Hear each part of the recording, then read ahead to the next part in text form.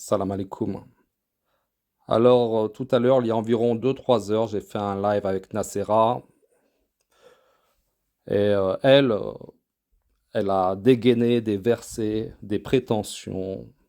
Et notamment, là, je vais vous faire écouter 10 secondes, 20 secondes d'un extrait où elle prétend que que tous les nabis, hein, ont jugé avec la Torah.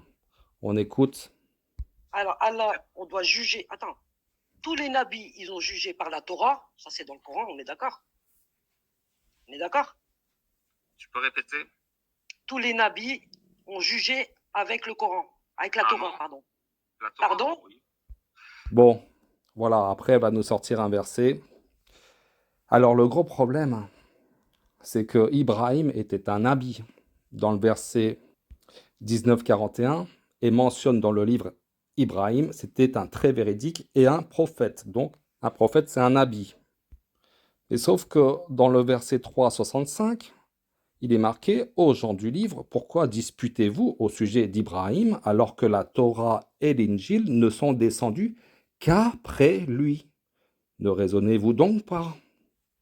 Alors, je ne comprends pas cette prétention, et en plus avec une arrogance incroyable, hein. Et on va la réécouter, ce qu'elle dit. Alors Allah, on doit juger. Attends, tous les nabis, ils ont jugé par la Torah. Ça, c'est dans le Coran, on est d'accord? On est d'accord? Tu peux répéter? Tous les nabis ont jugé avec le Coran. Avec la Torah, non. pardon. Donc, voilà, c'est impossible. Si Ibrahim était un nabi, un prophète, il n'a pas pu juger avec la Torah, puisque la Torah est descendue après Ibrahim. Et on va la laisser un peu développer. La Torah, Pardon? oui. Ah, La voilà. Torah, Avec la Torah, voilà. tous les C'est pas nabis, sûr? non.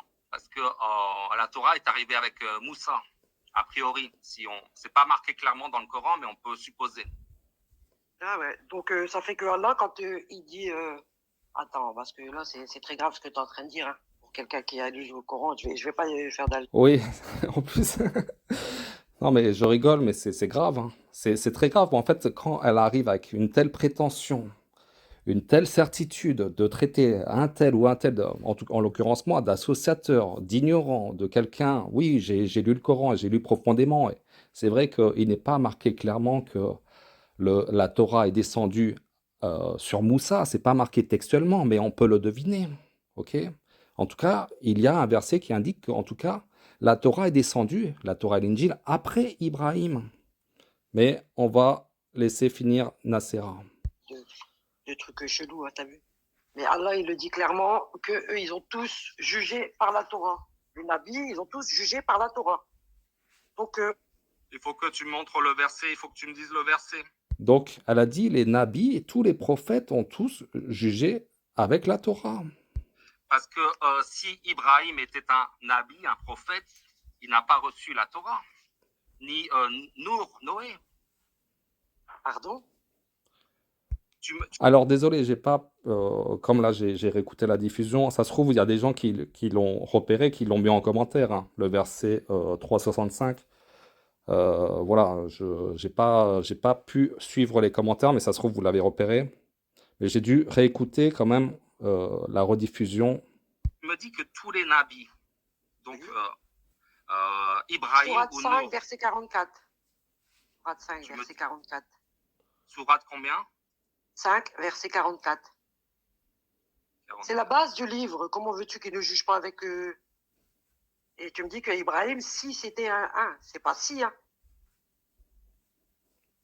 C'est pas marqué tous les prophètes, c'est sur sa base que les prophètes qui se sont soumis à Allah, ainsi que les rabbins et les docteurs jugent les affaires des juifs. Ah, donc Allah, il est tortueux, il nous dit les prophètes. Mais en fait, il y en a quelques-uns oui, quelques-uns non. C'est ça que tu es en train de me dire. Bon, écoute, alors ça, sur ce point, je veux bien t'accorder un petit doute parce que... Voilà, en fait, le truc, c'est que c'est vrai, je lis le verset, c'est sur sa base que les prophètes ont jugé. Bon, même si dans ma logique, je vois que c'est pas logique, hein, je vois qu'il y a un truc qui cloche. Mais elle, la spécialité de ces gens-là, c'est d'isoler un verset et d'en faire dire ce que leurs désirs veulent entendre. Et bien sûr, quand tu isoles un verset de tout le Coran d'ailleurs même, c'est même pas de la sourate, du Coran et tout, c'est pour ça qu'il faut lire le Coran de A à Z plusieurs fois et méditer. Et lorsque tu lis tout le Coran de A à Z, et je l'ai dit avant de commencer une chaîne YouTube, je l'ai dû le lire 6, 7 ou 8 fois. Avant de commencer une chaîne YouTube, tu te permets pas de, de parler de religion si tu n'as pas quand même un minimum de compréhension de ce livre. Et lorsque tu l'as lu au moins 6 ou 7 fois, bien sûr que ça te paraît toutes les affirmations que font ces gens-là, qui n'ont jamais lu le Coran au final, mais qui isolent des versets, et bah ça tombe à l'eau. Ok? Et je vais rester que sur ce sujet. Voilà, c'est très prétentieux. Ils se permettent de juger les uns et les autres d'associateurs, de donner des leçons de morale. Et c'est vraiment, tu peux avec le Coran, avec le livre, le Coran, c'est même pas moi qui, voilà, c'est même pas, c'est marqué noir sur blanc que aux gens du livre 365, aux gens du livre, pourquoi disputez-vous au sujet d'Abraham alors que la Torah et l'Injil ne sont descendus qu'après lui? C'est pas à moi que tu accordes de doute, c'est à Allah. Je sais pas si tu te rends compte, le verset il est clair. C'est pas moi qui parle quand je te cite les versets. Et ça, tu dois réaliser. Écoute, on peut faire une conversation sans que tu dénigres à chaque fois. Que je te dénigre, toi, je ne dénigre pas Allah. C'est toi qui. Tu sais pourquoi là je deviens agressif? Parce que tu as commencé de manière à.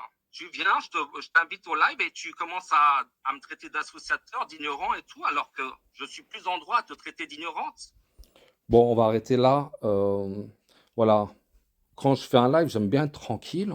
On pose verset contre verset. Après, voilà, j'ai pas pu. Moi, j'ai pas. Voilà. Je suis pas là pour avoir raison à tout prix. Après, j'y réécoute. C'est vrai que, en fait, sur le moment, quand je fais un live, j'ai pas. Ça tilte pas tout de suite. Ça, je reconnais. Peut-être qu'on va me trouver lent d'esprit. Mais bon, ouais, je préfère être raisonnable, dire, ah ok, bon, tu as fait une prétention. Si on lit le verset de manière isolée, oui, on peut comprendre ça.